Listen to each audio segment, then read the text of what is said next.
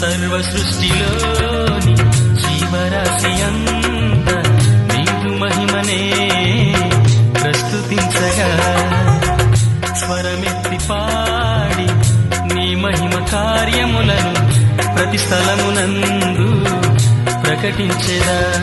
నీవే మార్గం, నీవే సత్యం, నీవే జీవం, నిన్న నేడు రేపు ఒకటిగా ఉన్నవాడవు, విడువవు ఎడబాయవు నా యేసయ్యా. సర్వ సృష్టిలోని జీవరాశి అంతా నీదు మహిమనే ప్రస్తుతించగా